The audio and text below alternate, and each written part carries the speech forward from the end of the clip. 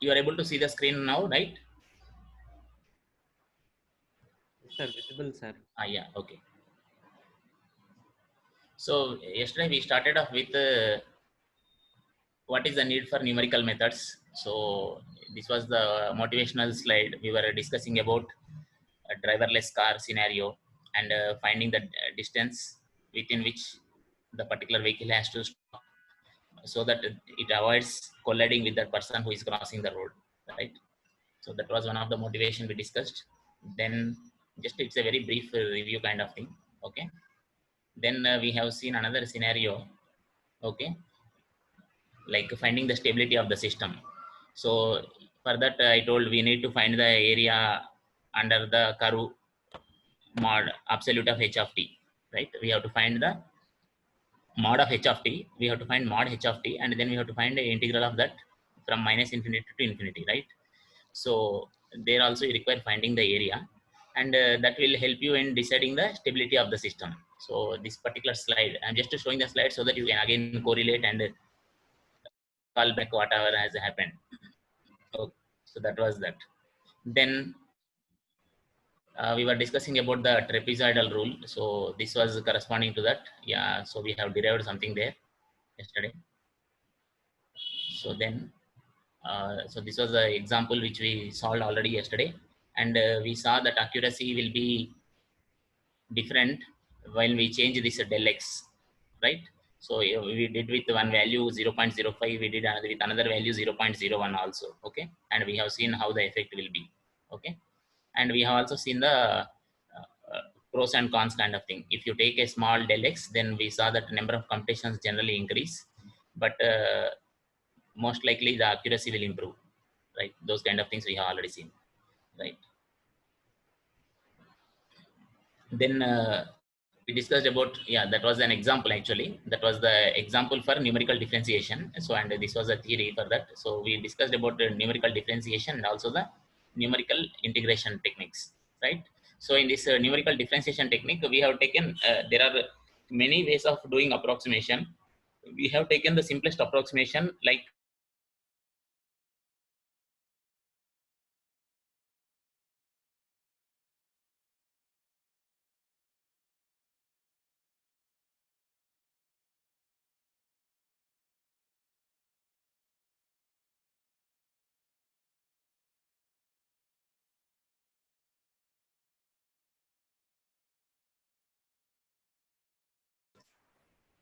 yeah. So is the ppt visible now to you? Is the ppt visible? Just you can tell in the chat box. 1 minute. Where is this chat box? Yeah. So just tell me, is the PPT visible? Minimize. 1 minute. Where is this? Okay. Visible, sir. Yeah. Okay. Okay. Sound was not audible. Okay. Fine. Fine. 1 minute. Let me put the sound. Okay then. Right. So this was Now it is not right. visible, So sir. yeah. Somehow your sound is very very low. Yeah, sir. Due to Uh, the bandwidth, there is some okay. bandwidth Okay. issues, Sound I was think also so, low. sir. Okay. Okay. Okay. Okay. Right. So this is the float we will be having. So yesterday we have discussed mainly about the area under curve. So today we will concentrate more on the roots of the equation. Okay, and if again time permits, we will again go back to the area under curve with some more examples. Okay, Sir, your so screen is for not finding the shared, roots sir. of the, yes, sir, hello, Your screen is not shared, sir. not shared. That's why I was asking. 1 minute. Yeah, not shared. Okay, right, right. 1 minute, 1 minute. Okay. Right, share. Yeah. Okay, is it now visible? Yeah, visible, sir. Yeah. Visible. Yeah. Yeah.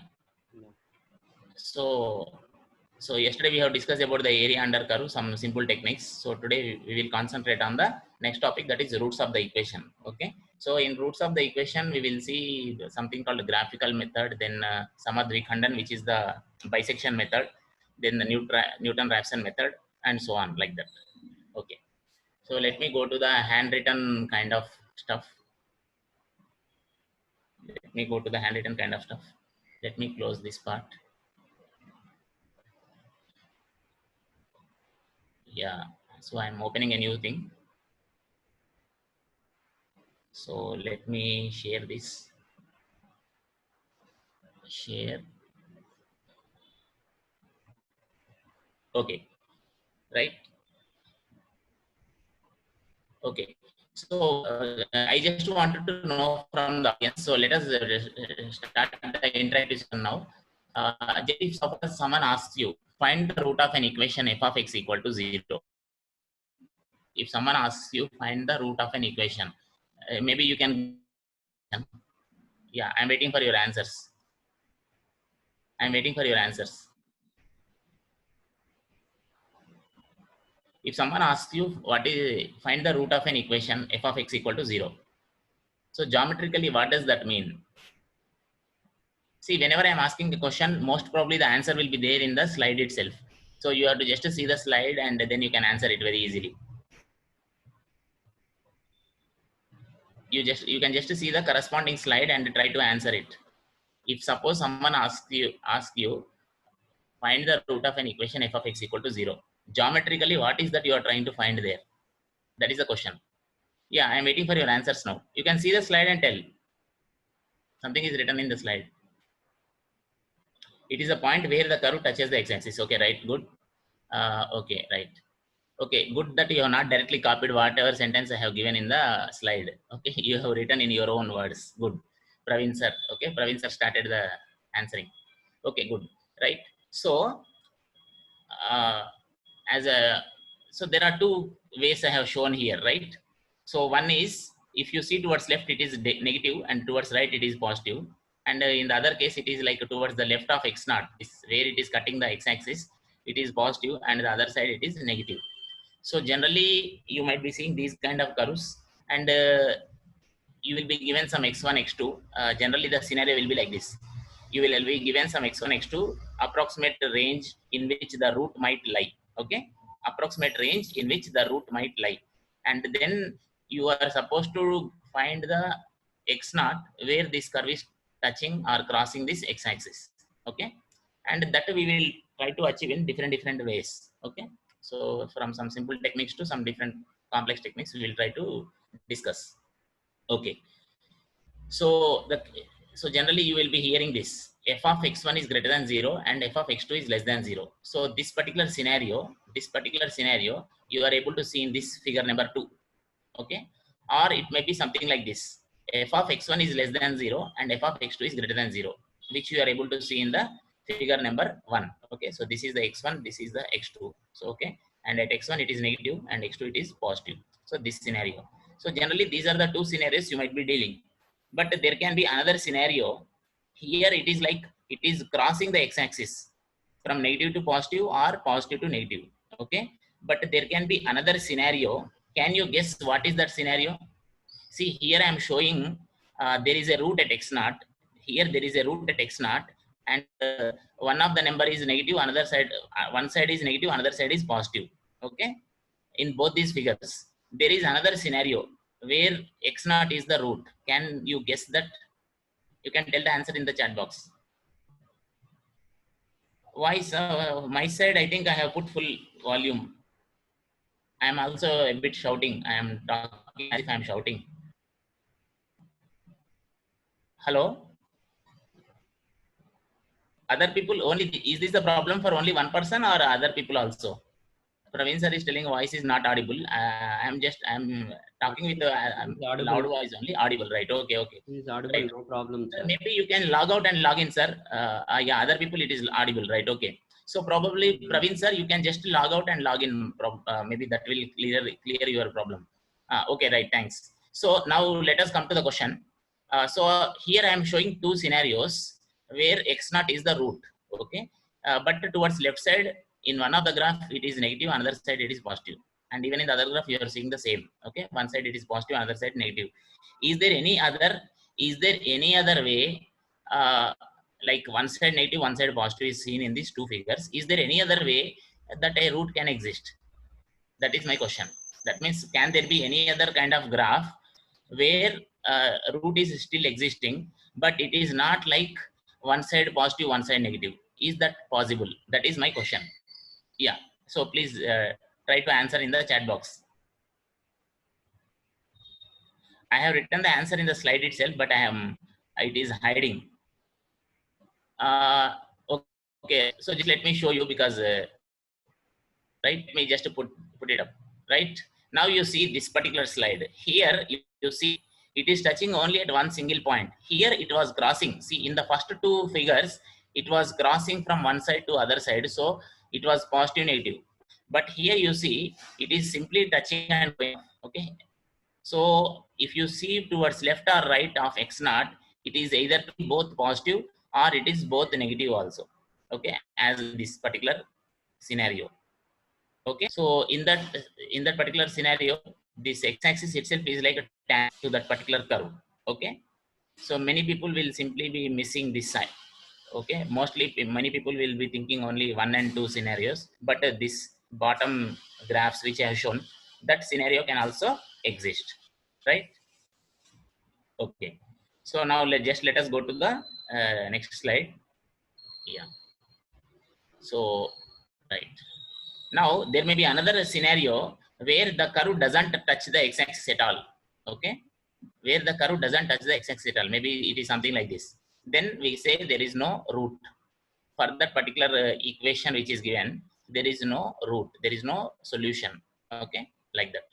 Okay, this kind of scenario. Okay, now suppose we have to find the root of this equation. Cos t is equal to t. Suppose we have to find the root of an equation, say cos t is equal to t. One simple technique is the graphical method. What we can do is draw the graph of cos t, like you take y of t equal to cos t and simply draw the graph of cos t. Okay, then what you do is take another equation, y of t is equal to t. That means you are taking two separate equations. One is y of t is equal to LHS of the given equation, that is cos t. Then you are forming another equation where y of t is equal to the RHS. Okay, so you draw both the graphs as you can see in this particular slide. Okay, I have drawn the cos x like this curvy shape, and also I have drawn the straight line y of t is equal to t with 45 degrees slope there. Okay, 45 degrees line inclination, right?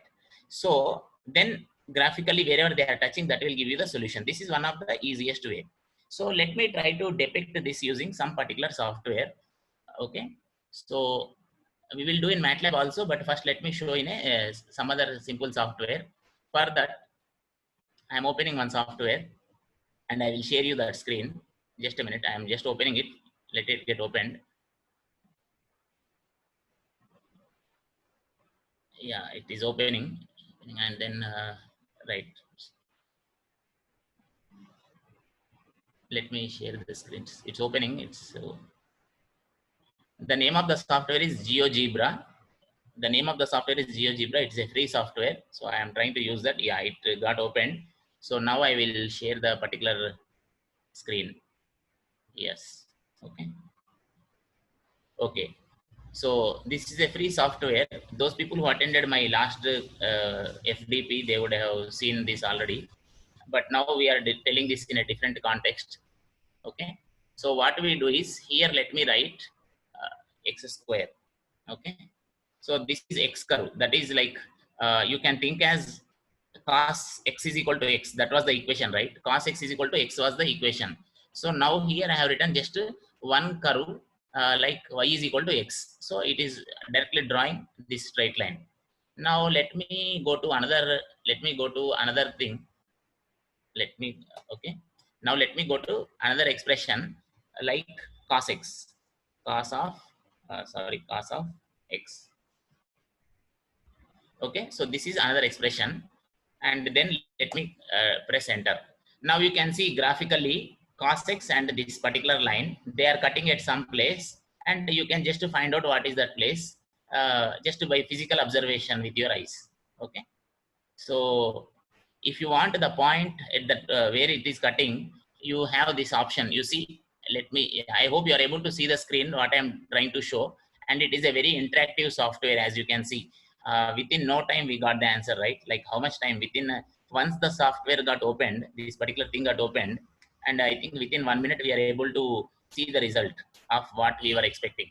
Okay, So just let me take a point like that. I have clicked on that A thing, and now let me click over here. Okay, so when I clicked over here, it is showing this value. Okay, 0.74, 0.74. Okay, x is equal to y. That is why if x is 0.74, automatically y is also 0.74. Like that. Okay, so this is one of the simple way, graphical way of finding the root. Okay, of the equation. Okay, now your question may be like this. Just a minute. Let me open that. Yeah. See, we are trying to find the root of cos t is equal to t, or cos x is equal to x. Now you can think of this in a different way. Let me open one more thing, a paint file where I will be sharing the paint file. Okay. Okay. Yeah. So now I have the flexibility. I can write something here. I hope you are able to see the paint file there. So yeah. So let me start writing something here.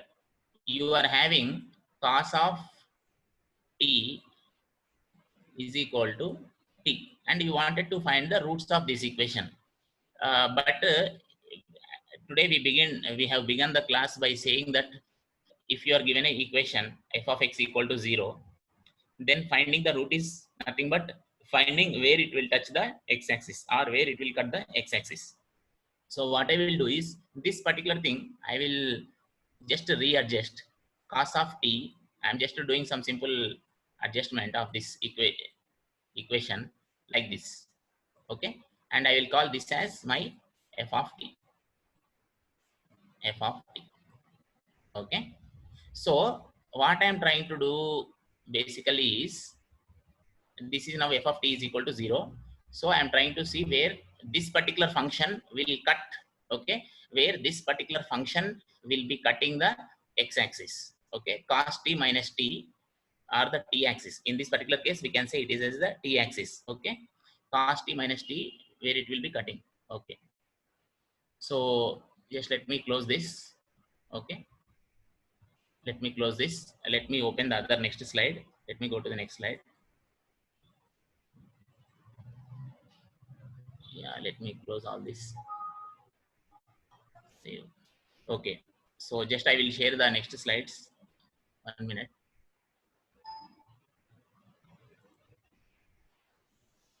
Uh, 1 minute. Okay, right. Just a minute. I'm just sharing the other file. It got opened. Yeah. Okay. Okay. Yeah. So resume sharing. So new share. Where is this slide? Yes. Share it. Okay. So here we are. Let me go to the next slide. Next slide. Yeah. So now let us try to. Okay. Right. Yeah. Okay. So this is what we were discussing. Cos t is equal to t, and let us now try to go to another way of doing the same thing. Okay, so let us discuss something called bisection method. Okay, and this method I think most of you know, because this is done in generally BTech first year itself, numerical methods. So what is the basic idea of this particular algorithm, which is called a bisection method? So we start off with an interval x1 and x2. You can see the graph here. Okay, we generally start off with an interval x1 and x2, within which we are expecting the output to be there. Like that means the final root is there within that interval. Okay, so a proper choice of x1 and x2 is very, very essential. That means you should have some amount of prior knowledge when you are trying to use this particular algorithm. Okay, suppose if you are taking x1 and x2 both towards this side, okay, where it is positive, or if you take both x1 and x2 towards this side where it is negative all the time, then you will never reach to the actual root by using this particular bisection method. Okay, so if you want to converge to the actual root, you should take x1 and x2 in such a way that for one of the item, that means x1 or x2, it should be positive, and for the other item it should be negative. So the scenario can be like this, as shown in the above figure, or the scenario can be like this as shown in the below figure. Okay, now you can see. Okay. Okay, so what we do basically is, let us assume that we have taken some initial guess. We also call these as, say, initial guess, x1 and x2. So we are taking the midpoint x1 plus x2 by 2. We will compute f of x1, and also we will compute f of x2. Okay, we will compute f of x1, we will also compute f of x2. Now, once we computed x naught as the midpoint of x1 and x2, we are trying to find out what is f of x naught. We are trying to find what is f of x naught. Suppose let us take the scenario where f of x naught is positive as shown in this particular diagram. Okay, f of x naught is greater than 0 as shown in this particular scenario.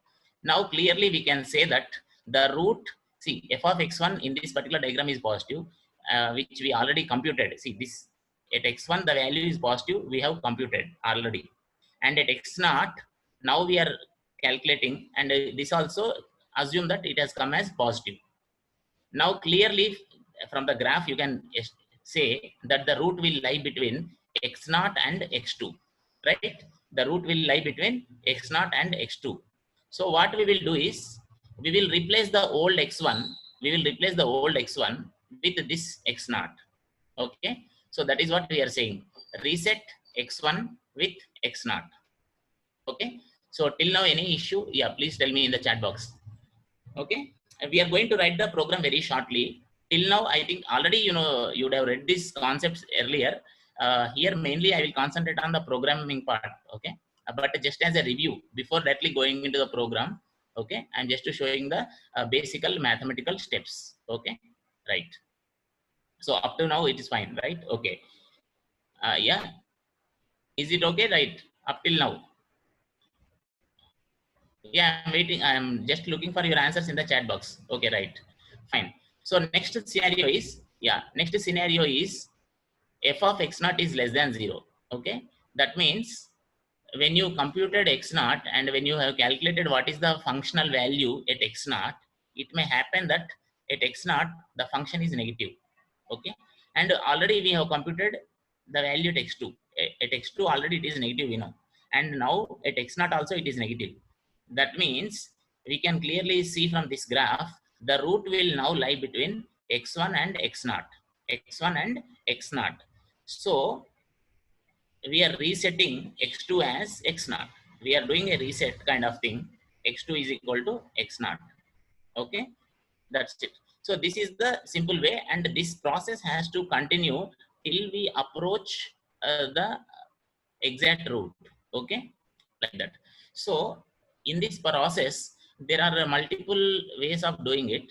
One way is, you may fix the number of iterations. Sometimes you may want to do only 10 iterations, and within 10 iterations whatever answer you are getting, you wanted to stop there, and you wanted to declare, okay, I got my answer as much accurate as possible within 10 iterations. That may be one way of doing it. That means you are putting a constraint on the number of iterations.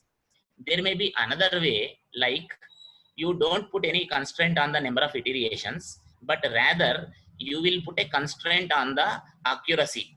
Suppose my final answer should be should have an accuracy of at least 0.0001, something like that. Okay, which we call, say, generally as epsilon. So you may say my final answer should have an accuracy of at least 0.0001. That means the error should not be more than 0.0001 kind of thing. That kind of constraint you can put.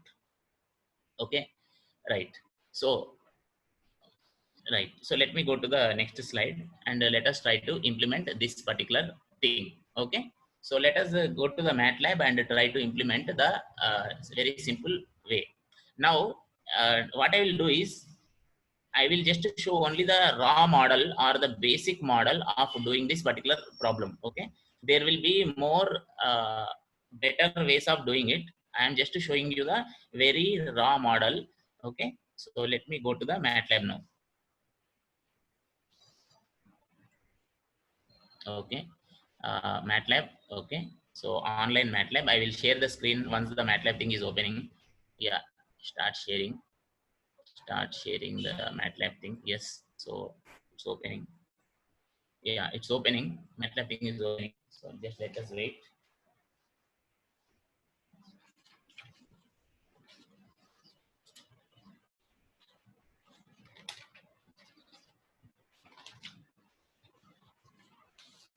Yeah, so the MATLAB thing got opened. So let me do that now. Okay. So let me take one simple equation like x square. Okay, so please write down, even in your papers you please write down. I am just constructing one equation, x square minus 13 times x, okay, plus 22, okay, equal to 0. Okay, just you write down this equation x. Yeah, please write down. Okay, x square minus 13x plus 22 equal to 0. Can anyone guess the roots for this? Can anyone guess at least one of the root for this particular thing? It's easy only. See, I will ask only simple questions. Please don't worry, right? So if you just try it, you'll get the answers. 11 and 2. Oh, very good. Okay, yeah, right. I think you are trying in MATLAB already, yeah, or you have done manually. Anyhow, it's good, right? 11 and 2. So already, okay. So we already know the roots. Okay, right, right. Okay, okay. So one person started. All the people are telling. Okay. So yeah, good. So 11 and 2, they are the correct answers, right? Okay. Sunita madam, Ankita madam, Hari Krishna sir. Okay, right. Even Gauss, yeah, right? Yeah. Okay. So I'm using this equation. So we know the roots are 2 and 11. But now in this particular problem, we have to find the roots, right? In MATLAB, we have direct command, like I just write the direct command, roots of x square. That means the quotient of x square is 1. So that is 1 I'm writing, comma. Then the quotient of x is, that is minus 13, comma, the constant, that is 22. And let me press enter. Let me press enter. So it is showing the values 11 and 2 here. Okay. But in MATLAB it is very direct, and it is for the polynomial. But sometimes the equation may not be polynomial, right? In the previous example, I showed you cos t minus t. Cos t minus t equal to 0. Okay. So there you cannot directly use this technique, right? Roots of the polynomial coefficients you cannot use. So then what is the general procedure? That is what we are trying to do now. Okay. So let me write the code now. Okay. So let me open a file. So how to open a file? Go to new script. Okay. Let us put the name as a, okay. Let us put the name for this particular file. Yeah. It is bisection method. So just let me write it as, in Telugu, I am calling it as Samadvikhandana. Okay. Just idea is you can also learn some Telugu words or Sanskrit words. Okay. So that is why Samadvikhandana. Okay. So just I'm putting as Samad. Okay. And I'm writing as main, Samad underscore main. Just I will save this file as Samad underscore main. Okay. So I will save that file. So save as, okay, dot m. Okay. Samad underscore main, right? Okay. So let me go to that file and let me write the simple commands there. Okay. So let me, for that particular thing, let me guess the roots as 1 and say 5. Okay. So A is equal to 1 and B is equal to 5. See, one thing is we are already giving the initial guesses here. Okay. There are many ways of writing the program. I am trying to show one of the basic way. Later on, we will try to do improvements on this particular way of doing. Okay. Here directly, we are doing hard coding. We are directly giving the interval as 1 and 5. We know the answer is 2, right? So we are giving the interval as 1 comma 5, like that. Okay. Now let me write a for loop. Okay. Let me write a for loop. So for I is equal to 1 2, say I want to get the answer within 9 iterations. Suppose I am putting a limit, as I already told, right? we can give different kinds of constraints. I want to do only 9 iterations, and within 9 iterations, by the end of 9 iterations, whatever answer comes, we are going to accept it. That is one way of doing. Okay, it may not be a good way of doing, but it is one way of doing. Okay, we will try to slowly. Okay, I'm just showing the very raw model. Okay, so for I is equal to 1 to 9. Okay, what we have to do? We have to compute the midpoint.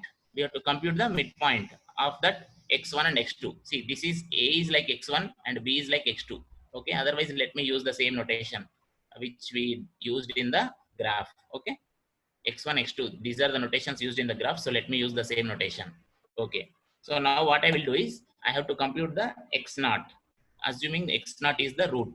So x0 is nothing but midpoint of x1 and x2. So x1 plus x2, okay, that within the brackets let us put divided by 2. Okay, x0 equal to, okay, so this is the root. Okay, now what we have to do is we have to check the condition. We have to check the condition whether f of x0 into f of, okay, so let me write the condition now. F of x0 into f of x1 is greater than 0. Okay, why I am doing this condition means I wanted to see whether both x1 x0, f of x0 and f of x1 both are positive or both are negative, or one of them is positive and one of them is negative. This is what I wanted to check, because based on that itself I can know whether the root is lying between x0 and x1 or x0 and x2. Okay, that is why we are doing this. Just let me show you the graph once so that I think you will get a more clarity, right? So let me just open the graph once. Right. Okay, just let me share that particular thing, graph thing, and we will come back again. Okay, right. So why I am checking that at x0, f of x, so in the initial guess itself you would have not got, in the initial guess itself you would have not got the correct answer, right, when you have taken the midpoint. Just let me show you the bisection method graph. Let me go to the bisection. Yeah, so this particular curve you see, when you have done initially x0 as the midpoint of x1 and x2, at the initial guess in this particular graph the f of x0 is positive. Okay, and what I am doing there in the program, you just observe, I am doing this height, that is f of x0, into this height, that is f of x1. So because both are positive, when I do the multiplication also it will, and that shows, that means if the multiplication of both of them is giving you a positive answer, that means the root will not lie between those two numbers. That means the root will not lie between those two numbers. Even if you take the other scenario, suppose f of x0 is negative and f of x1 also is negative, suppose, then also negative into negative will become positive. Then also it will tell that the root is not lying between x0 and x1. Okay, that is the reason I am doing that product. Okay, okay, so let me go back to the program. Let me go back to the program and let me share you that program thing. See, whenever you are not seeing the screen, let me know. Sometimes it is asked, telling me screen is not shown to you people. Okay, right. Yeah, so let me share this MATLAB screen once more. Okay, yeah. Okay, not audible. Yeah, cos t minus t is a transcendental equation. Yes, but why you are mentioning now? Okay, 10-3. Okay, yeah, fine. Okay, okay, fine. It is audible, right? Okay, yeah, some people are telling not audible. Okay, right, now it's fine. So that is the reason we are doing this multiplication. Now, if this condition is satisfied, so I'm putting a condition. If this condition, if this is greater than 0, that means we know that the root is not lying between x0 and x1. Okay, so then what we have to do? We have to upgrade. Okay, we have to reset the value, right? I will reset the value like this: x1 is equal to x0. Okay, because when this product is greater than 0, it clearly shows that the root is not lying between f of, okay, is equal to, just a minute, okay, right, okay, right. Next, what I will do is else condition x2 is equal to x naught. Okay, so why I'm writing this is just one, as I already explained in the graph. No, when x1, f of x naught and f of x1 is greater than 0, then we are doing the resetting as x1 equal to x naught. Otherwise, we are resetting it as x2 is equal to x naught. So then that's it. This is the main program. Okay. Now we are using this function f, right? We have to declare that, or we have to write that particular code, okay, of that particular function. So what I will do is I will save this file. I will save this file. This is the main program. Now I will open another file. I will open another file. Let me open a new file and I will write the function there. Okay. So let me write that function here. Let me call that function as function. Okay. Function, say some t is equal to f of x. So f of x. Okay. Now, what is that f of that t is nothing but x square minus 13x. So 13 times x plus 22. Okay, plus 22. That's it. Okay. So simply we have written a 3-line code kind of thing. Okay, this is the function t is equal to f of x. That means whatever value we are passing from the main program, the main program is containing these values, right? The main program is containing these values. We are passing x naught at one time and we are passing x1 at the other time. Okay, so those values are taken by this particular function and it is going to compute this value, right? And it will return. So let me save this and run the program. Let me save this and run the program. So generally, one good way of saving the function is whatever is written over here. Just for example, okay. See here it is written as f of x, right? So this f is there, right?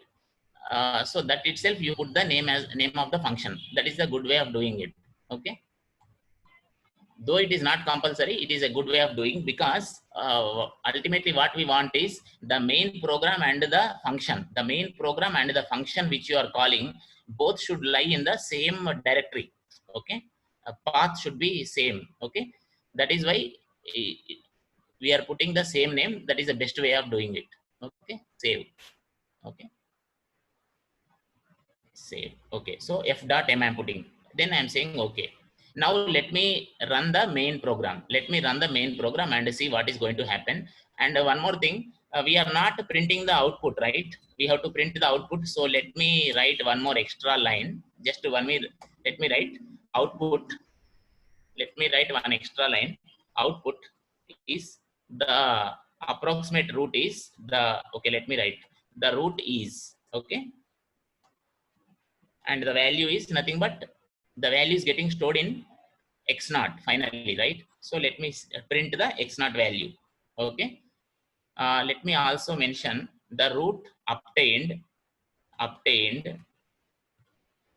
in 9 iterations. Let me write that. Okay, in 9 iterations is, okay, like that. That's it.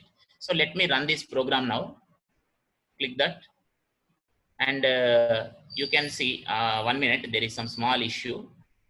We will modify, don't worry. Where is this error? Output root obtained in this is this. Okay, okay, x naught.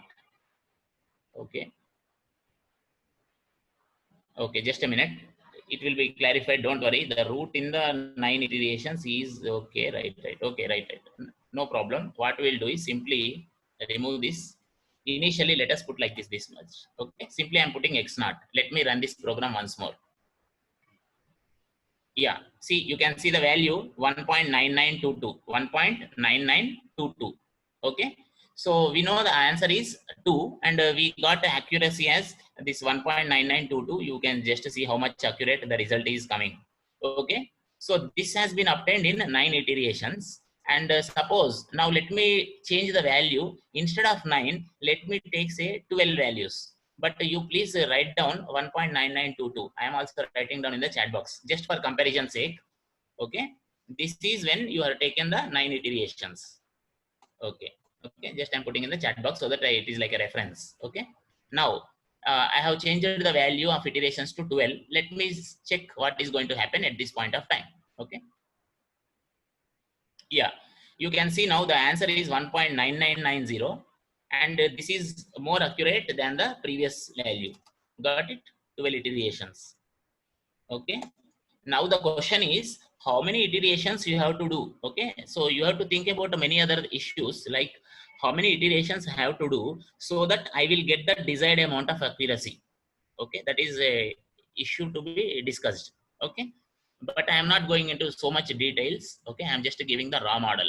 And one more thing is here we are hard coding the initial values. That means x equal to 1 and x1 equal to 1 and x2 equal to 5.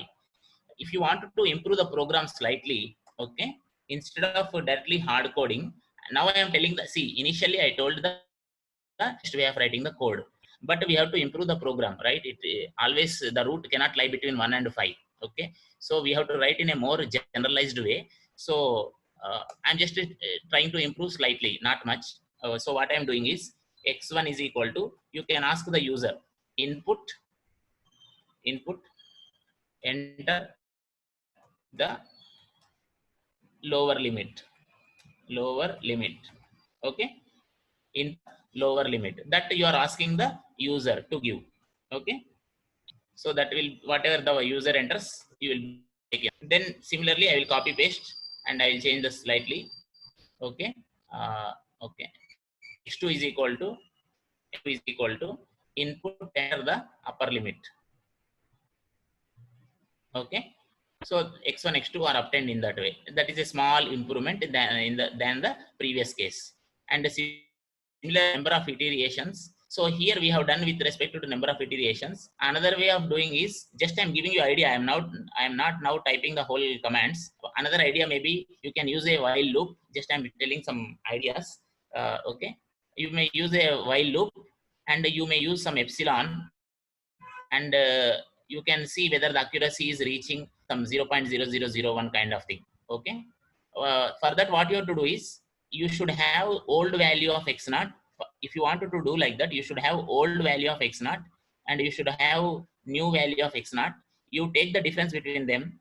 If the difference between old value of x naught and the new value of x naught is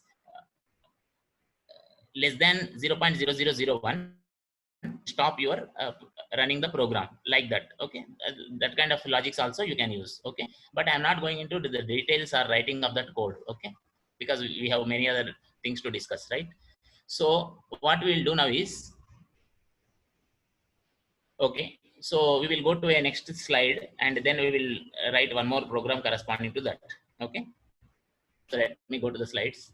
Right, so I will share this slides thing now. Share slides. Okay, right, yeah, so these things we have discussed already. Let me go to the next one. Yeah, so this is a program. I just put it over there. Now yeah, now in this bisection method there are few things to be considered.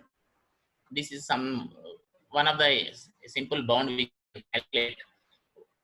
For example, you are taking the lower limit and upper limit as a and b. Suppose you are taking the lower limit as a and upper limit as b. Then just think, whatever is the width, that b minus a will be the width of the interval, right? Width of the interval. When you do one iteration, after doing one iteration, the width will become half of it. Yes or no? Because you are taking the midpoint. Because you are taking the midpoint, once you do one iteration, the interval will become half in width. If you do one more iteration, the width will become one more half. Like that, if you do n iterations, the width will become b minus a divided by 2 power n. Okay, if you put n equal to 1, you are getting the width is becoming half. B minus a is the width, and when n is equal to 1, width by 2. When it is n is equal to 2, it is like width by 4. Got the point? So in general, I can say b minus a by 2 power n is the width of the interval after n iterations. Now, when to stop the program or when to stop running that particular code? That is the question, right? So now if this interval is falling within the accuracy limit which we want, something like say epsilon, maybe like 0.001 or some other number as the requirement may be in that particular application in which you are working. Okay, so if this condition gets satisfied, you can say I will stop the program and print the output. Okay, so just I am doing a manipulation kind of thing here. Simply you are doing the epsilon bring down and this 2 power n bring the other side, bring to the other side. Okay, then take natural logarithm.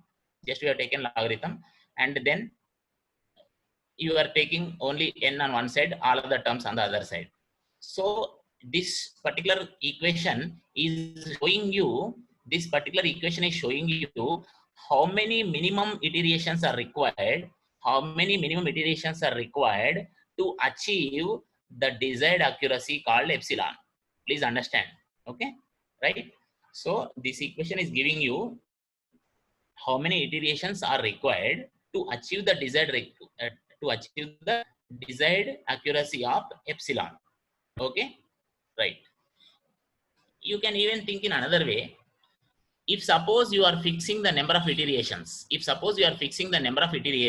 that is if n is fixed, see this equation can be interpreted in two ways. One way is, if you see the last equation, you can interpret this as I already told, the number of minimum iterations required to get an accuracy of epsilon.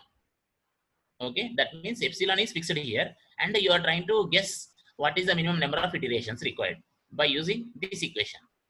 Or now consider this equation. You can treat this in a different way. Assume that the number of iterations are given as fixed to you. Suppose they tell, hey, do only 10 iterations, or they may tell you, hey, please do only 20 iterations. Okay, and after that number of iterations are over, just to give me the answer whatever is possible. That's it. So if someone fixes that n value, then we can clearly tell, we can easily calculate what is the achievable accuracy with that. I hope you are able to understand.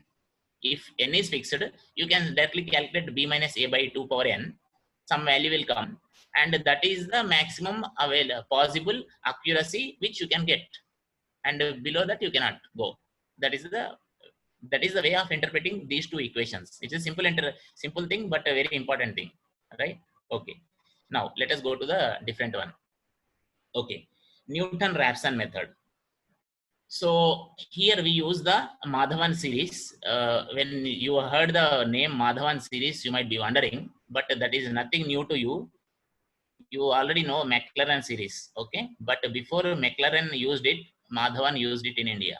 Okay, so and the Maclaurin series is given by this. Okay, it is a simplified version of the Taylor series. Taylor series is a bit slightly more involved, in the sense you can here see what is the difference between the Maclaurin series or Taylor series, or Madhavan and Taylor series is, in this particular example you are seeing just x kind of factors, but in the Taylor series, the more general Taylor series, you can see something like x minus x naught. That means you are expanding over the x naught kind of thing. Okay, so now let us just take this particular equation, and it is a famous equation. Simply right, you know this, right? Okay, now here we will assume one particular thing, that is we are already very near to the root. We want to guess the root of f of x equal to 0, and we already have some initial guess which is very close to the actual root. Okay, this particular thing will work in a much better way. Okay, so in that case the h value will be, see, if you are already very near to the actual root, the h value will be very, very small. Okay, in that case h square, h cube, all those things will be negligible. Okay, because the h value will be something like 0.0001 kind of thing. Okay, so in such cases the h square, h cube, all the higher order terms can be neglected. So what we are doing is simply taking the first two terms of this particular series. Okay, so approximately I can write f of x plus h is equal to f of x plus h times f dash x. Okay, so this you can interpret as the new value of f of x. This you can treat as the new value is equal to the old value plus some step kind of thing. Okay, some step kind of thing. Okay, that means the old value you are adding some new step. Okay, and then you are getting the new value of f of x. So just rearranging the terms, let me rearrange the terms. Okay, now if you assume that f of x plus, initially you are at f of x, okay, and you are moving to some value called f of x plus h, which you are thinking as the root of the particular equation, right? So x plus h is the root of the particular equation. So f of x plus h will become 0 in that case, because when I say it is the root, when I say x plus h is the root, that means f of x plus h will be 0, right? So in this particular equation, let me put 0, and then this LHS will become 0. Then take f of x to the left, it will become minus f of x, and then divide with this f dash x. So you will get h is equal to minus f of x by f dash x. Now let us try to understand this in a geometrical way, what we are trying to do. Okay. So let us consider this particular graph. Let us consider this particular graph, and this is the say x value, and at x value what we are doing is we are finding what is f of x. So this point on the curve is x comma f of x. This point on the curve is x comma f of x. Now this curve is actually cutting the x-axis at say this place. Just to see where I am putting the mouse. Okay, the curve is cutting the x-axis at this particular place, the root. So initially our guess is x. Initial guess is x. We want to move to the final value, which is this place. Okay, we have to come up to here. But how we are coming up to here means, please try to listen to the commentary now. Okay, at x we are finding what is f of x. Okay, so we know this point x comma y kind of thing. Okay, which is on the curve. Now at that place we are trying to find the tangent. We are trying to find the tangent. Okay, so when you find the tangent, this is nothing but a straight line. This tangent is a straight line, right? And then we can find the equation of the straight line. We will find the equation of the straight line. How do you find equation of the straight line? Because we can find it because we know the slope of the curve. We know the slope of the curve at this point. The slope of the curve at this point is nothing but f dash x. Okay, we know the slope of the curve, which is f dash x. We also know the point through which this is passing. It is passing through this point comma this point x comma f of x. We already know the equation. I will let me type it here. Y minus y1 is equal to slope, let me call that as m, into x minus x1. Okay, I'm just typing in the chat box. Okay, you know this equation from your coordinate. When m is the slope and x1 y1 are the coefficients on, okay, through which x1 y1 are the point through which the curve is passing, you can get this equation, right? So using this equation we can find the equation of this line. Okay, once you find the equation of the line, what I will do is I will see where this line is cutting the x-axis. I will see where the line is cutting x-axis. Actually what we want is we want where the curve is cutting the x-axis. But instead of that, now our interest is to find where the line is cutting x-axis. Okay, so it will cut at this place as seen in the graph.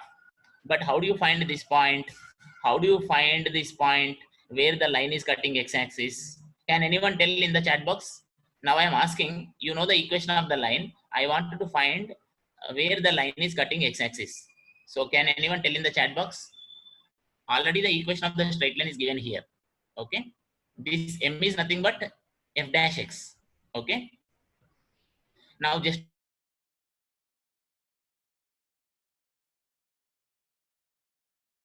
where the line is cutting the x-axis. When the line cuts x-axis, the y coordinate will very good. Okay, Sunita madam. Okay, right. Substitute y equal to 0. Good. So when you substitute y equal to 0, you are going to get this kind of equation. I'm simply writing here minus. I'm typing in the chat box minus y1 is equal to m times x minus x1. Okay, just I have typed there. Then let me rearrange them. Let me rearrange the terms. Okay, it will become like this now.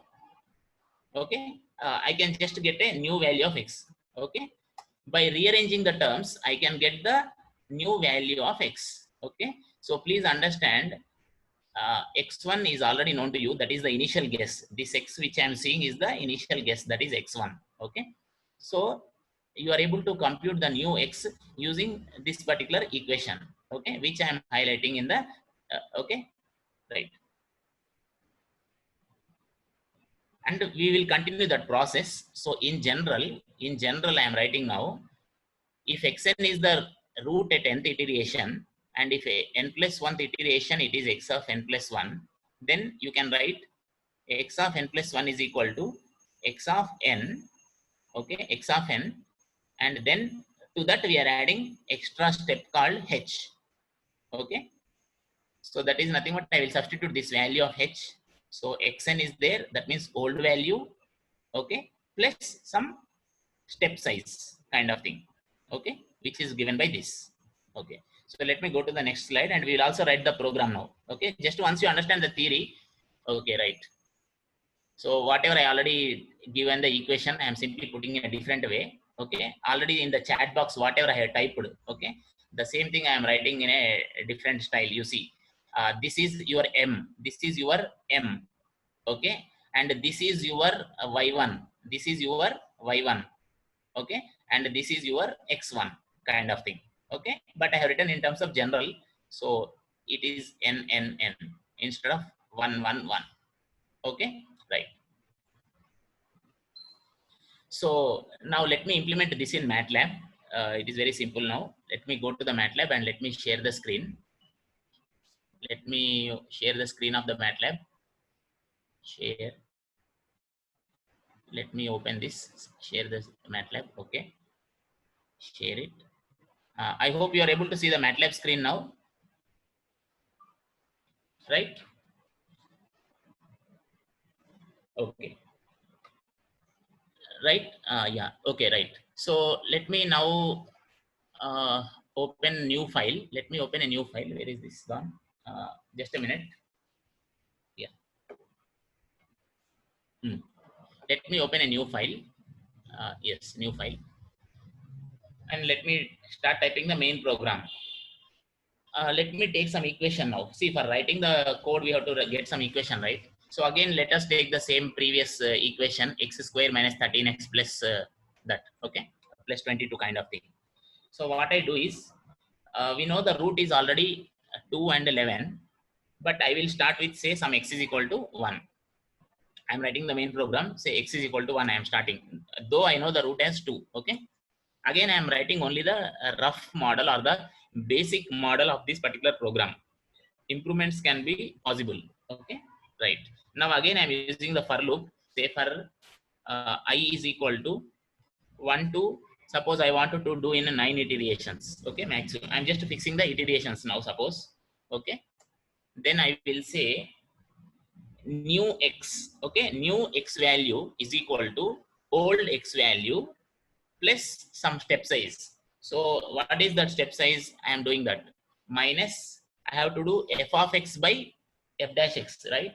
So f of x, so let me simply write as fx, okay, because, okay, when I write fx, you please understand it as f of x, okay, divided by f dash x, right?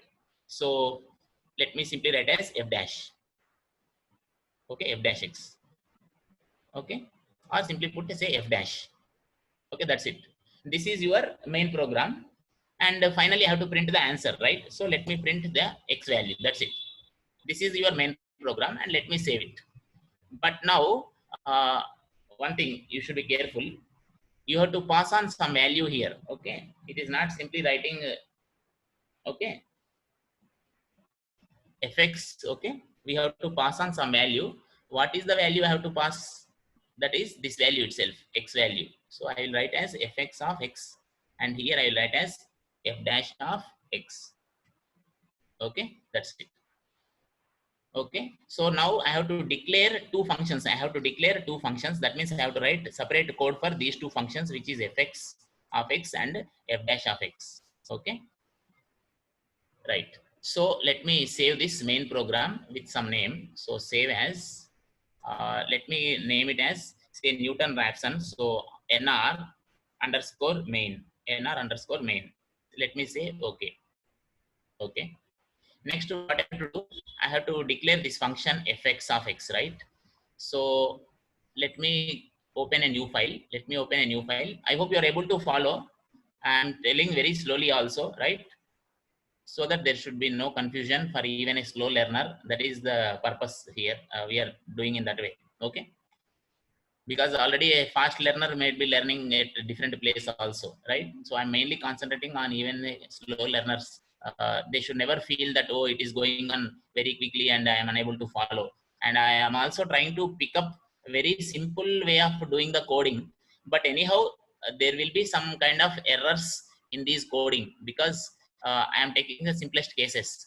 When the functions, as I told, no, like if you don't take the proper interval, it will not give you the answer. Okay. And if the function is having some rapid changes, okay, or it is in a very complicated way, then also these algorithms may not converge properly. Okay. I am not going into all those issues. Okay, right.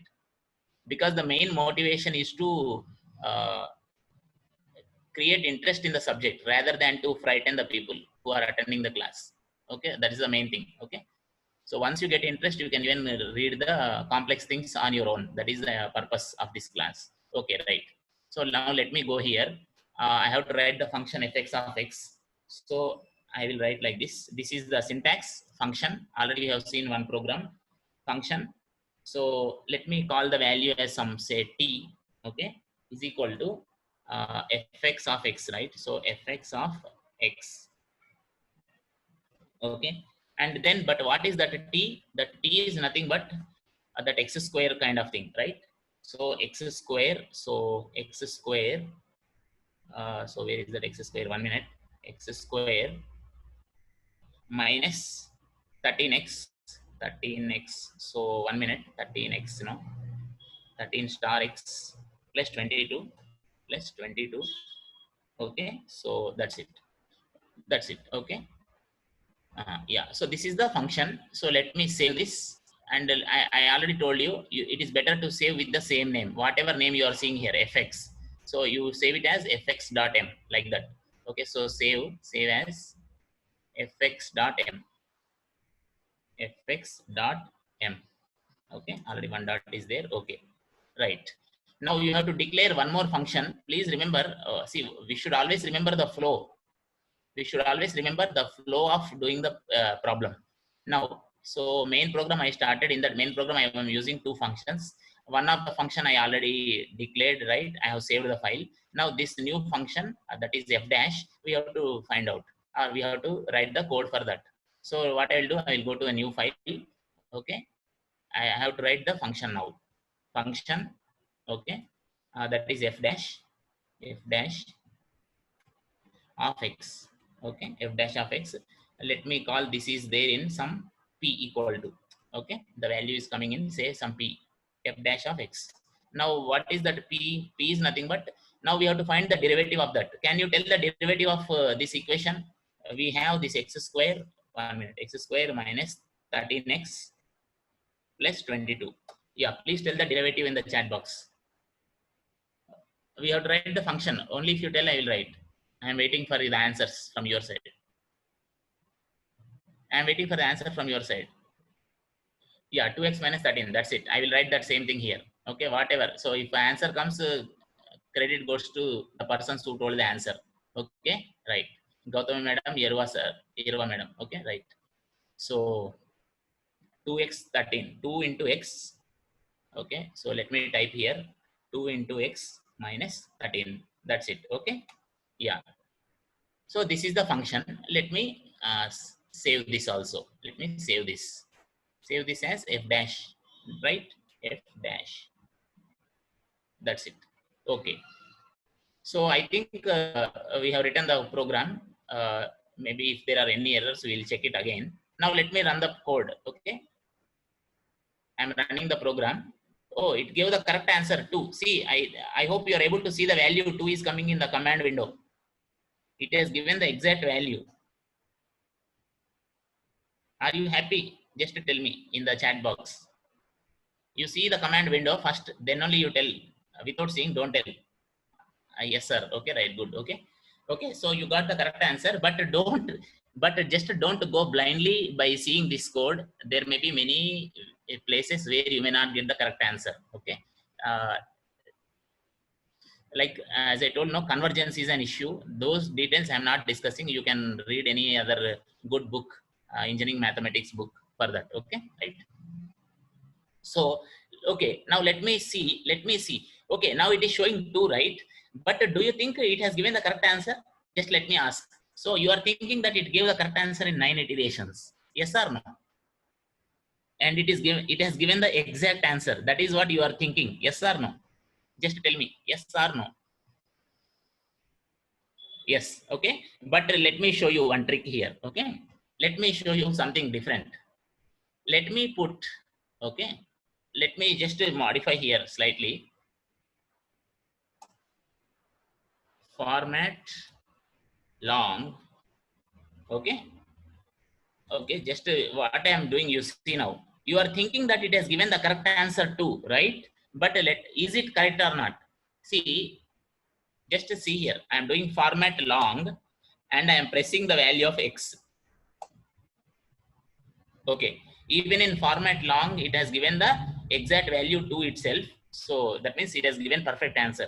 But sometimes in this particular scenario, even format long is showing you number 2 itself. But when you do for different other problems, you cross check, it may give you some different answer. Okay, it may show you a different answer. Maybe it might be showing 2.00004, something like that. Okay, there is a possibility. Okay. Anyhow, it has converged in this particular problem very well. Now let us see. See here, 9 has come. No, when 9 iterations are there, it has come to the correct answer. Now, if it is giving correct answer in 7 iterations, let me check. Let me go and check the program. What will happen in 7 iterations? Because if it is able to converge in 7 iterations, why should I waste 2 extra iterations? Yes or no? Okay, so just as a cross check, let me do only 7 iterations. I am changing the program to 7 iterations. Let me run. So when we do 7 iterations also, it is giving you the correct answer too.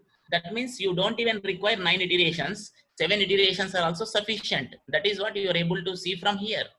Okay, so then let me check. Okay, let me check with only 4 iterations. Suppose let me check only with 4 iterations. Okay, let me run the code again. I'm running the program. Okay, yeah, see, if I'm using 4 iterations, I'm getting 1.9999. Now you have to decide yourself whether if you require this much accuracy, if this accuracy is enough for you, then just to do only 4 iterations. But if you still think this accuracy is not good for you, you want more accuracy, then go for more iterations. So you have to strike a balance, what is to be taken at what time. Okay, like that. Okay, so I hope you understood now. Okay, right. Okay, right. Yeah, how to decide the minimum number of iterations? Yes, already for see, already I told for the previous case, right? Bisection method. If you go to the slides, let me go to the slides once. Okay, let me go to the previous slides. How to decide the number of iterations? Okay, let me go to the slides. 1 minute. Is that particular slide? Yeah, this particular slide. Yeah. Okay. See, for the bisection method, I told how do you decide the minimum number of iterations. Okay. Similar kind of analysis you have to do for all the algorithms. Okay, but that is beyond the scope of this particular topic, because here we are not going to those details. If you're interested, we can have some other extra FDP also with more time. Okay. But I showed for one of them, right? Here I have interpreted this in 2 ways. Okay. One way is you fix the epsilon. Once you fix the epsilon, you can decide how many n's, what should be the value of n. Okay, minimum value of n. So from this equation you will get. But this analysis I did for the bisection method. So similar kind of analysis you have to do for all the algorithms, and then you can decide which algorithm is better, in the sense, for a given epsilon. For a given epsilon, which method is going to give you the answer with less number of iterations. Okay, I hope you are able to follow. See, I have just given this analysis for one of the method. Similar kind of analysis you have to do for all other methods. Okay, and then you have to make a comparison for a given value of accuracy of epsilon, which algorithm is giving me the answer in minimum number of iterations. That kind of comparison you can do. Okay, in your research work you can put it. Okay, that kind of analysis. Okay, but at the same time you should always you should also be careful. See, generally if the number of iterations are reducing, overall computations will reduce. That is the general thing, right? But suppose you have two different algorithms. One of the algorithm is giving the answer in 5 iterations. Okay, other algorithm is giving in say 10 iterations. Okay, just if you see the iterations, you may think that first algorithm is better because it is giving the answer in 5 iterations itself. Okay, you may be coming to that conclusion, but that may not be always correct, because probably though it is doing in 5 iterations, in each iteration maybe it is consuming 100 multiplications. Maybe, just let us take an example. Though it is giving the answer, okay, though the first method is giving the answer within 5 iterations, in each iteration it may be taking 100 multiplications to get to the correct answer. That means on the overall it has taken 5 into 100, so 500 multiplications on the overall. On the other hand, the second method may be there. It may be taking 10 iterations, but each iteration may be taking only say 10 multiplications. In that scenario, then 10 iterations in 10 multiplications, so 10 into 10 100. So on the overall it is taking only 100 multiplications. Okay, so when you want to compare the algorithms, it is not that you have to compare just the number of iterations. Okay, you should also see what is happening on the overall. Okay, I hope you got this point. Okay, yeah, right. Okay, one more thing, what is the purpose of architecture employed must be best? Yes. As you are asking na, architecture also will play a crucial role, because when you are implementing, see, mostly you are implementing the multiplications and additions. Okay, so the architecture or the hardware, what it is there, some things are there. For example, Mac, we call Mac operations, no? So some particular hardware or some particular architecture will be having parallel processing kind of method, pipeline processing method. Okay, like that. And each will have its own way of implementing the multiplications and additions. Some hardware will take equal time for both multiplication and addition, but some other hardware is there or some other architecture is there where multiplication will take more time than addition. So all those things will come into picture. Yeah. Okay, and one more very important thing. Yesterday one person at the towards the end, almost after the actual time is over, someone asked a question. See, we have done yesterday numerical integration with zero order and first order. Okay, so someone was asking what will happen if we take higher order. Okay, so yeah, that was a good question. I answered yesterday, but let me give by the time I answered it, I think some people logged out. Okay, because the time was over at that time. So just let me repeat the question and answer. Okay, yesterday we have seen the numerical method with the zero order and first order. The question was, what will happen if we take the higher order? That means, let me just go to this paint file and try to explain that that's an important issue. Just a minute. I'm just going to the paint file. Yeah, paint file. Let me share this paint file. New share paint file. Okay, yeah, share it. Yeah, so let me save this file now. Let me save this R11. Okay, right. So let me open a new file here. New, right? Yeah, the question was something like this. Yeah, the first zero order method, what we did is, simply we had y1, y2, y3, okay, y4, y5 kind of things, okay. And then we were simply doing y1 plus y2, that means the heights of each of these lines, okay. The curve is something like this, suppose, okay. Suppose the curve is like this, then simply what we were doing is we were adding all the y1, y2 kind of things, okay. Just a minute, let us assume only this much, okay. Wait 1 minute, right? Suppose only we have this much, so y1, y2, y3 we were adding, plus 1 minute, plus y3, and so on like that. And then we are multiplying with the delta x. Delta x is the width of the particular thing, right? So this was giving the area. This was done in the zero order case. In the next case, which was we call the first order case, we were taking a different way, a different approach slightly. What we were doing is, suppose this is the curve. Let me draw these things now. Let me draw these things, okay, like this. And then here we are trying to draw one straight line. Just a minute. Actual curve may be like this. 1 minute. I am drawing the actual curve. Okay. So here the actual curve is this, but we are trying to draw some trapezium kind of thing. That means we are joining these two top points with some straight line. Okay. We are trying to join the top parts with some straight line kind of thing. So we were getting this kind of shape, something like this, okay. So we were finding the area of this is leading to trapezoidal rule. Now the question was, so here what we are doing is, in this first case we are taking only single value. Just please understand, this point is important. We are taking in the zero order case only one single point, and that height y1 we are considering. Then we are taking the single point, and then that height y2 we are considering. It is only single point we are considering here in this scenario.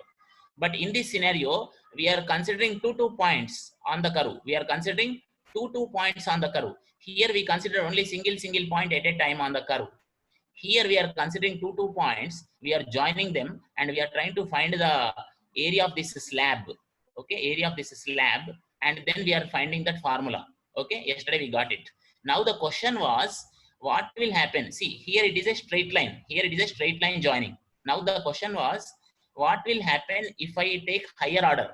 That means instead of joining with the straight line, higher order means the next order will be parabolic.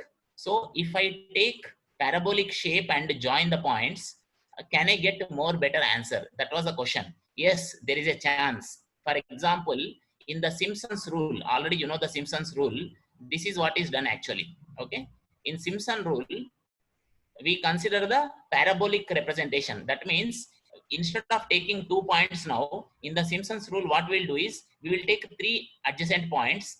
Okay, we will take the 3 adjacent points, this one, and say this one, and we will try to fit a parabola into them. We will try to fit a parabola into them. Okay, all that procedure might have not been taught to you in your intermediate level. They would have directly given you the formula. Okay, but actually what is done in Simpson's rule is, we will take 3 consecutive points, we will fit a parabola into them, and then we will derive the equation for the Simpson. Okay, and you know the equation for the Simpson will be looking like this. The area will be given by h by 3 y naught plus yn. Okay, y naught plus yn. I am just writing the Simpson's rule formula, okay, which you already studied in your intermediate. 4 times y1 plus y3 plus dot. That means the odd number kind of things. Okay, dot. Then 2 times plus 2 times y2 plus y4 plus dot. So this is your Simpson formula, which you already know. Okay. So, okay. So this is the bracket. Okay. Right. This is okay. This is your area in the Simpson's rule. So y1, y3, y5, here y2, y4, y6, so on, so on. And assume that the initial value is y0 and the initial value here is yn. So this is the Simpson's rule. And if you apply this rule, if you apply this formula, I am not now going into the details of this because already we did two problems yesterday. One is for the zero case and the first order, zero order case and first order case. Okay. On the same lines, you can write a program. Already we wrote the program for yesterday, two things. Similar lines, you can write the program to implement this equation. Okay. And you will see that this will give you generally a better accurate answer, more accurate answer generally. Okay. That you can see. You can just cross check and see. Okay. Right. Yeah. So feedback link, all those things will come. Don't worry. I think I answered the Aparna madam's question to some extent at least. Okay. Yeah. How to decide the minimum number of iterations? I think I answered, but it is not possible for all the algorithms. I cannot do it for all the algorithms now here in this FDP because time is also important for us. And other question also, I think I answered. Architecture is employed.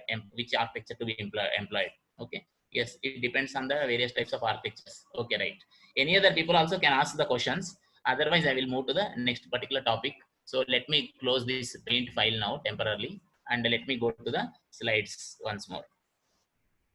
Okay, so this was the Newton-Raphson method we are discussing. Let me go to the new slide. Okay, so that also we discussed. So Newton-Raphson program also we have written. Okay, yeah.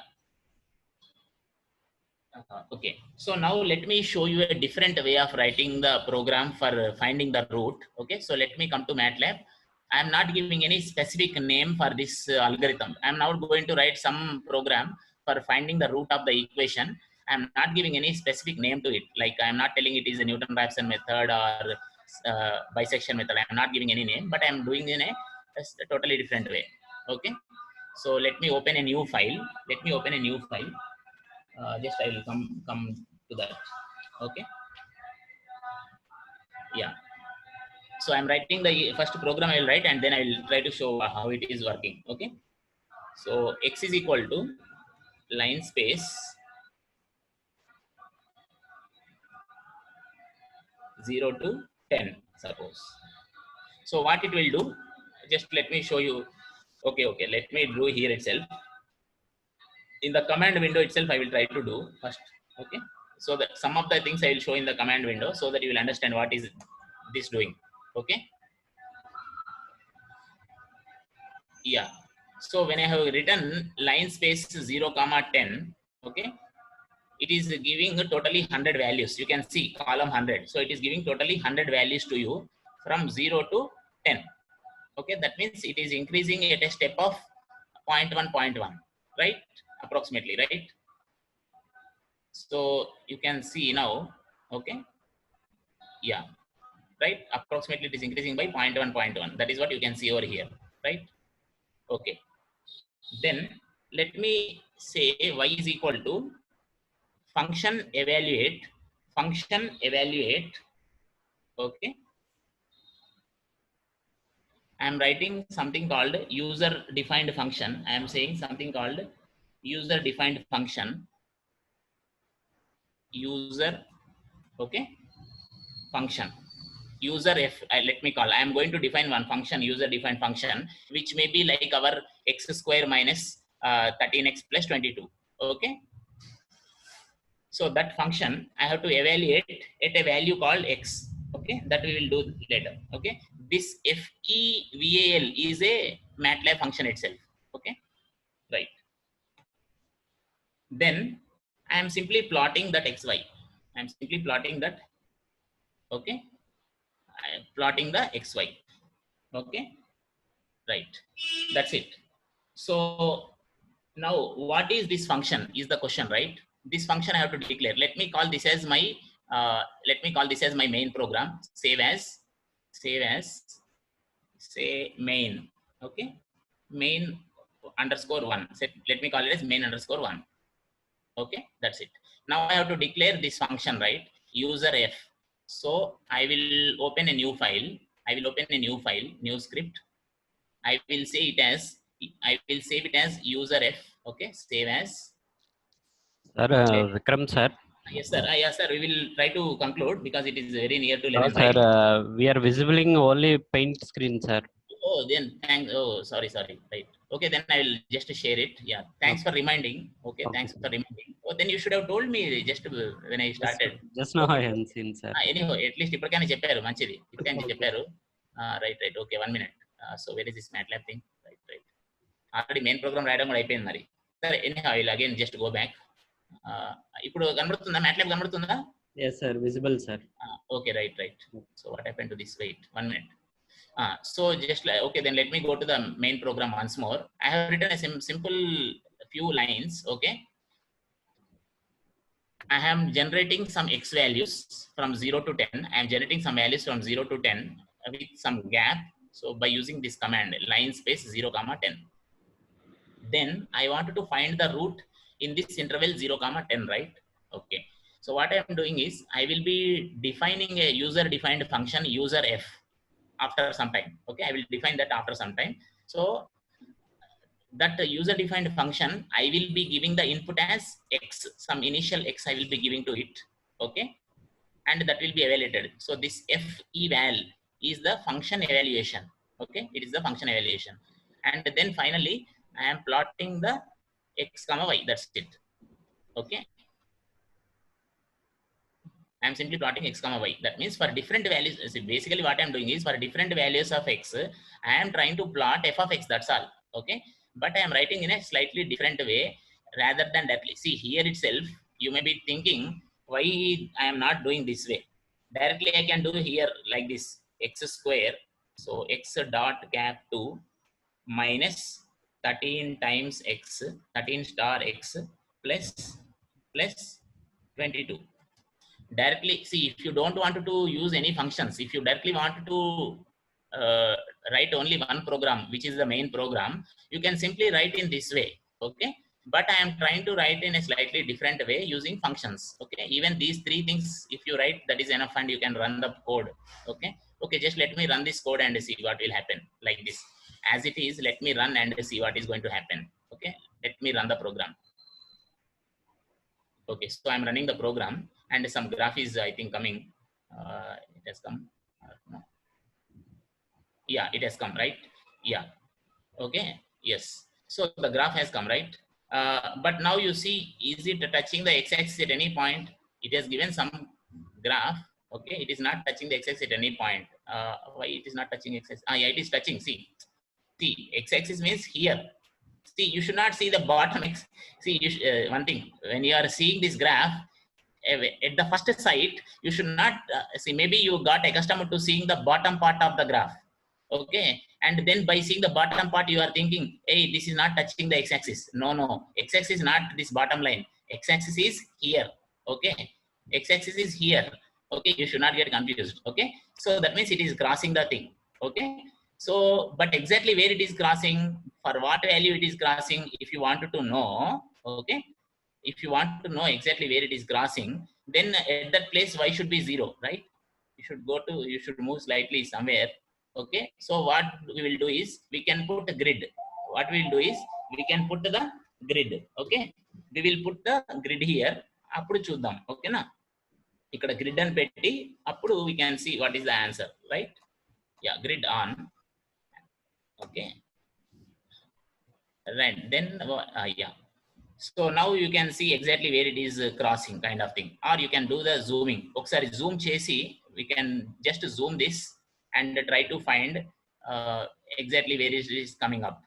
Okay, but this is a manual way of doing it. This is manual way. It is not giving the direct answer to you. Okay, maname manual ga chesukovali. Okay, but this is also one way of doing it.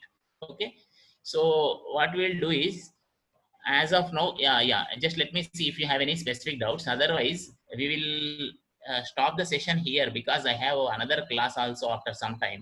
That is the reason. Okay, so tomorrow's class what we can discuss is, yeah, we can spend some more time also now, right? But yeah, that's feedback links, all those things will come to you. You please ask any doubts, like the technical doubts. Okay, right, so that we can spend some time on that. Otherwise We can stop. Yeah. Okay, someone is asking, when we are doing the numerical methods, we are considering only parabola and trapezoidal shapes in our understanding. Why like that? Okay, yeah, good question again. I think similar question you only asked yesterday, right? And already I told, no, just a few minutes back. Already I showed you that the paint file I have drawn the three things: zero order, first order, second order. Why means, see, it is not that we want to take the trapezoid. When we have taken the approximation in the zero order, we are taking point by point, only one point we are considering, and with that we are getting the equation. In the first order, we are taking two points. When you take 2 points, that we can join 2 points with a straight line. And when we joined it as a straight line, that shape happened to be trapezoid. It is not that we wanted to take trapezoid. When we joined the two points, the shape became a trapezoid, and that is why we are giving the name as the trapezoidal rule. And the next time, when we are taking three points, general curve, when you take 3 points, general curve which you can fit into them is a parabola, right? You can even try to fit an ellipse and a hyperbola, but parabola is more easy, right? You just try if you want with the ellipse and other kind of things. Okay, when you have 3 points, you can try to fit some other curve also, but I think parabola is one of the most easiest way of fitting, right? Because if you see the Simpsons rule, I think because you're asking this question, I can refer you, you just please go through the derivation of Simpsons rule. In the derivation of Simpsons rule, they will clearly show how that formula is obtained, right? In that you will be using a Lagrange polynomial kind of thing also. If you use the parabola thing, you will see it is generally very natural, it is fitting. For example, even in control systems, because you already know control system also, let me tell you, if you take step signal and if you integrate, the next signal we are getting is, when you integrate the step signal, you are getting the parabolic shape, right? If you have x, f of x is equal to x, when you integrate it, you are getting x square by 2.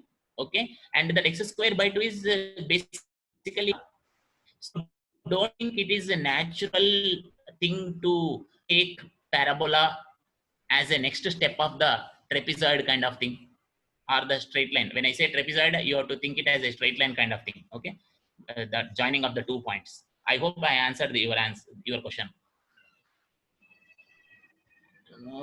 Yeah, next question is, so while joining, if we get other shapes, how do you get into known shapes, and in the process will accuracy decreases?